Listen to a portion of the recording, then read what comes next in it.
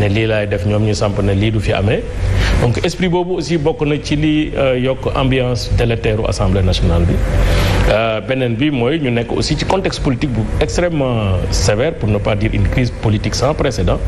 boo xam ne dañu am ay xeetu politique yu bees nekk ci langue politique bi ndaale beneen esprit boo xam ne boo koy xool sorewul ak populisme violent bi nga xam ne mooy am ci dëkk yu bari ou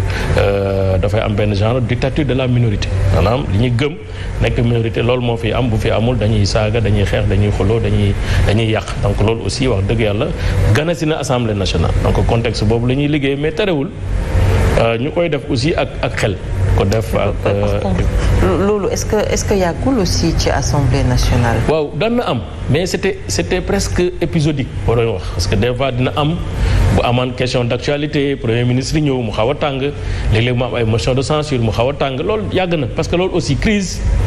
ak vie démocratique ñoo ànd parce que amul benn démocratie boo xam dafay linéaire parce que ay affaire nit la te bu ñu waxee politique wax démocratie rek y a un potentiel de concurrence pour ne pas dire d'adversité te loolu day feeñ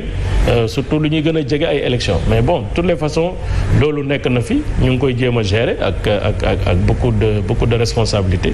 li ñu mën a naxante pour ànd ñu ngi naxante pour ànd li ñu war a def ci fulla ak fayda ñu def ko ci fulla ak fayda terewul nag wax dëgg yàlla am na ay incidents yoo xam ne duñu noppi di ko ñaawlu ku mel ni sunu benn jigéen député xam ngeen ne pour la première fois Assemblée nationale ñu am sous le magistère du président Macky Sall une Assemblée nationale presque paritaire où góor ñi ak jigéen dañuy bokk même nombre kooku bu ñu ko defee c'est pour la promotion de la femme c'est pour responsabiliser davantage les femmes waaye du pour toroxal jigéen ñi malheureusement gis nañu Assemblée nationale ren jigéen bu toll ci diggante maa ngi profité ci antenne bi di ko ñaanal di ko souhaiter aussi parce que macha allah mucc na am na doom parce que ñu ngi doon laam-laamee sax ndax dafa ëmb wala ëmbul donc Ami Ndiaye ñibbi yow ak waa ñibbi yëpp ñu ngi leen def coucou di wax bisimilah rahmaani rahim xale bi nga fi indi di ko ñaanal yàlla may ko gudd fan ak wér ñu ngi koy ñaanal bu baax a baax alors et même par rapport à ça peut-être ban appréciation ngay def ci li jotoon incident malheureux yooyu amoon ba ci seen ay collègues ñu tegoon leen loxo. waaw loolu yëpp aussi mooy li ma wax rek mooy ñaawlu ko léegi nañu jàng ci nag parce que aussi du ñuy am rek ci ñaawlu ak di dénoncer mais ñu jàngat bi mooy vraiment ñu gën a tàggat député yi tàggat député yi ba nga xam ne bu ñuy ñëw Assemblée nationale bu ñu leen falee rek dina am ay mission d'information de formation ñu tàggat leen wax leen ñu xam ne député boo xasee ñëw sa carte bi tax nga falu ak sa dëkk bi tax nga falu daanaka loolu dafay nekk secondaire Sénégal mooy nekk ci sa kanam. D'accord dañuy wax député représentant du peuple. Allez-y. donc pour man loolu. tàggat leen ba la ñuy ñëw am na ci solo. te loolu aussi parti politique yi am nañ ci rôle bu ñu joué ci formation des militants des responsables ci wax leen lan mooy li gën a am solo ci liggéey député bi wax leen ni ñu war a woddee seen làmmiñ comme ni ko règlement intérieur bi santé règlement intérieur dafa ne l'Assemblée nationale est un espace démocratique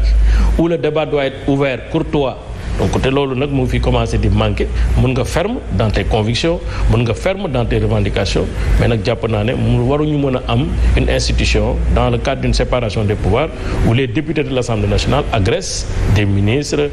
le président de l'Assemblée nationale lui-même et souvent même des députés donc loolu damay jàpp ne rek absence de formation moom mais c'est que loolu tamit c'est de part et d'autre autant ñu ngi koy gis ci député de l'opposition autant ñu ngi koy gis également ci yéen ci seen ay députés est-ce que tamit yéen a ngi jël le soin de former seen ay députés wala wax leen carrément pour que ñu mën a éviter. moo tax j'ai généralisé j'ai dit il y a un problème de formation. pour tous les acteurs pour tout le monde. pour tous les acteurs mais booy xool agressivité bi. bu dee am na c'est une agressivité en réaction à une agressivité mais doo gis député majorité di def loo xam ne waru ko def donc souvent c'est une contre-attaque donc loolu laa am lu may wax di ko ñaawlu daal ak nu mu mënti demee même am na loo xam ne sax ñun waruñu leen ci topp parce que ñun aussi bon am na lu ñu askan bi di xaare ci leneen lu dul di saagante ak dàggasante ci biir Assemblée nationale. Très bien alors ñu ñëw peut-être ci actualité mais pour fermer cette page ci Assemblée nationale rupture bu ñu doon xaar ci Assemblée nationale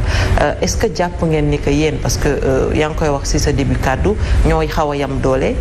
loolu population bi applaudiront parce qu'ils s'attendaient à une rupture mu bañ a nekk majorité mécanique est-ce que aujourd'hui vous pouvez nous dire que rupture boobu sénégalais doon xaar yéen a ngi ko ciy gis wala c'est la même chose qui non xam nga dafa am ay concepts yoo xam ne il faut ñu d'accord ci d'abord ba xam lan mooy contenu bi parce que bu ñu nee rupture qu'est-ce qu'on rompt quoi on renonce à quoi on change quoi parce que dans tous les pays du monde une assemblée nationale n'est pas une assemblée nationale qui est en opposition avec le pouvoir exécutif amul c'est que mën ngeen bañ a d'accord de manière générale sur certains principes mën ngeen bañ a d'accord sur des points de gouvernance mais nag li am solo mooy li ñuy doyee assemblée nationale dëgg c'est voter les lois essentiellement et contrôler le pouvoir exécutif donc te loolu assemblée nationale boobu mënti dem moom lay fekk barka dem ñu ngi voter loi pourtant des fois dañ koy voter à la majorité des fois même à l'unanimité dans le cadre des commissions et des plénières donc pour dire que assemblée nationale mu ngi liggéey maintenant nag complexe bi ñu bëgg a defal député yi ci seen bopp pour leneen da ngeen nekk ay suiveurs da ngeen nekk ay xawma chambre d'enregistrement d'applaudissement etc c'est un jugement de valeur hein mais assemblée nationale yëpp noonu lay fonctionner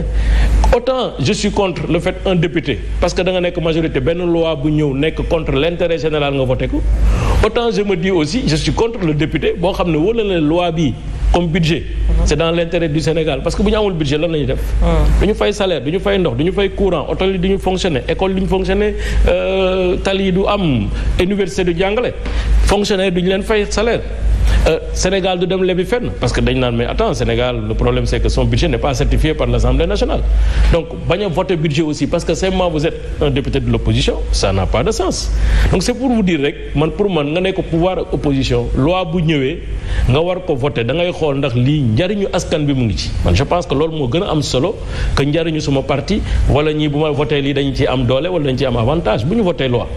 par essence générale impersonnelle kan lay profiter ça profite aux populations et au secteur pour lequel la loi a été adoptée donc pour man complexe boobu dañ ko war a dindi ci bopp nit ñi ba nga xam ne Assemblée nationale majorité ak opposition bu benn mbir taxawee pour l'intérêt général mais dañ ciy wax li nga xam ne moom la ñu war a wax mën na am nag du ñu d'accord ci tout parce que unanimité mënul exister fenn mais l'essentiel mooy mu am un débat sérieux sincère courtois bi nga xam ne à l'issue duquel dinañ mën a am ay mécanismes donc pour man loolu laa gëm quoi. Et comment analyser période bi mu toog yëpp Assemblée nationale fonctionner d'abord maa ngi wax ne la xam nga ñun ñëpp presque dañuy ñëw bees à commencer par le président de l'Assemblée nationale à commencer par moi le secrétaire général nekk secrétaire général bu bees etc donc et le démarrage a été très poussif faut le reconnaître septembre 2022 c'était très difficile surtout ak incidents yi nga xam ne après finalement les gens se disaient d'ailleurs c'est utile de se retrouver parce que simplement l'esprit de vivre en commun dem am suñu institution boo xam ne dans la forme c'est une institution unitaire ñëpp xam ne ñëwuñu fi pour xuloo ñëwuñu fi fere xeex ñëwuñu fi pour saagante mais nañ fi ñëw pour liggéey mais loolu je pense que ça a un peu tétanisé les gens donc mais alhamdoulilah et puis ensuite il y a l'agenda aussi du président le président comme celui qui représente l'institution aussi il y a ce qu'on appelle le volet de la diplomatie parlementaire je sais que moi-même j'ai voyagé avec lui pendant une semaine 2 semaines et puis il a fait aussi d'autres visites de courtoisie à Abidjan et dans d'autres pays parce que loolu aussi ci yëf yi la bokk donc ça aussi c'est une manière de faire fonctionner l'Assemblée nationale. Mais warul tax aujourd'hui on est d'accord que je suis d'accord je cherche juste à expliquer ce qui est à l'origine de ça peut-être et puis ensuite maintenant de toutes les façons depuis très très longtemps on a repris les activités ñu ngi liggéey c'est vrai que on est resté 2-3 mois sans un fonctionnement normal continu mais je pense que loolu yëpp aussi dañ koy intégrer sur les mesures correctives à apporter dans le fonctionnement de l'Assemblée nationale. Vous allez apporter des solutions. Mais ça c'est clair que finalement ce qui est sûr à partir d'octobre. Parce que c'est des choses que les Sénégalais n'ont pas compris. Mais en fait ça s'explique mais même si on le comprend pas ça s'explique quand même. Alors ñu jàll ci actualité on l'a vu c'est des manifestations yu éclatées bu ñu condamné Ousmane Sonko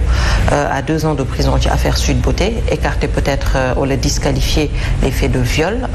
ban analyse ngay def ci tout ce qui s'est passé après ak désastre peut-être bu mu jot a jur. man d'abord li ma gëm mooy mën nañ bañ a àgg ci contestation violente en démocratie parce que démocratie loolu taxu ko jóg démocratie jàmm moo ko tax a jóg su nit jógee ne damay def parti politique pour conquérir le pouvoir ci sa discours war nañu sentir ne yow mii kat tu es dans le pacte républicain tu es dans le cadre républicain parce que parti politique mënul fonctionner hors cadre république na dafa am ay principes man pour man am na ay principes yu ñuy bind am na ay principes yoo xam ne kenn bindu ko mais ñun ñëpp d'accord nañu ci d'abord man li ma gëm li ñu waroon njëkk a commencé mooy nan la koo xam ne dafay dagaan baatu réew bi. oui. ñu nekk ci période pandémie ñu ne kenn warul génn à un certain moment de la journée kenn mënul dem kenn mënul dikk bérébu liggéeykaay yi dafa am waxtu bu ñu koy tëj ak waxtu bu ñu koy tijji ñu ne exceptionnellement am na ñoo xam ne seen liggéey dafay aajowoo ñuy génn guddi su ko laajee donc mën nañuy bett urgence ñu jox la autorisation nga violer autorisation maanaam jël nga autorisation bi ñu lay jox pour dans le cadre de sa liggéey nga utiliser ko neneen dul sa liggéey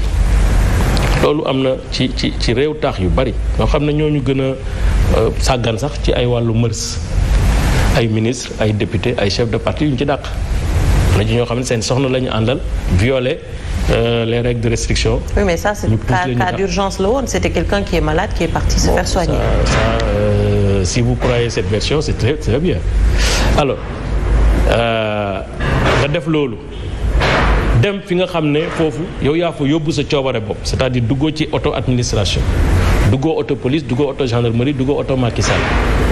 ba ngay dem mën na am sax yëgaloo ko kenn nga dem fa coow loolu am fa li nga njëkk a wax mooy mosuma fa dem xawma xale bi nga ñëwaat ci wax ci yàlla yoon dem naa fa ndax lii ak lii ak lii mbir mi xew ñu yóbbu ko tribunal ñu ne tribunal du tribunal bu indépendant maanaam tribunal foofa Macky Sall mooy manipuler juge yi la mu fa bëgg moo fay génne nga gis ne tribunal kat finalement sax génne nañ fa benn infraction boo xam ne kenn presque demandé wu ko Macky Sall xamu ko man xawuma ko keneen xamu ko am na ñu bari ñoo xam ne bi décision bi génnee ci la ñuy soog a xam mais lan mooy corruption de la jeunesse soog a dem gisi article yi 314 et cetera ak yi ci topp pour xool lan mooy corruption de la jeunesse dama jàpp mooy bu ñu nekkee nag ci république ñaar rek moo mën a am soit dañuy nekk ci république bi comme ni ko Senghor doon waxee wala ñu nekk hors la république maanaam république dafa am ay règles ñu ne pouvoir exécutif yow président Macky Sall yaa fi war a toog ak sa gouvernement yaay liggéey lii yaay tabax ay école yaay tabax tali yaay def lii yaay indi ndox yaay indi courant bu dund gi seere yow lañ koy reprocher et cetera et cetera et cetera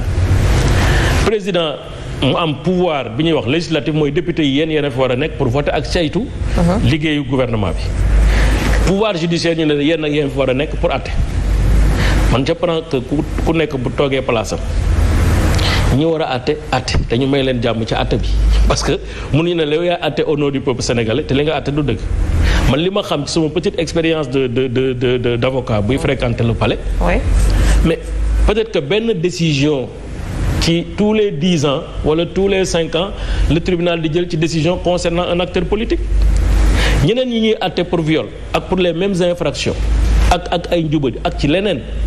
ci loo xam ne ay escroquerie wala ay sociétés yu ñu nërmeel wala ay liggéeykat yu ñu dàq wala ay sëy bu war a tas ñooñu kon kenn waru leen àtte ça veut dire quoi ça veut dire finalement ku ñu àtte te d'accord ci àtte bi yow da ngay kaas en fonction de sa doole na muy toll yow da mën nga remettre en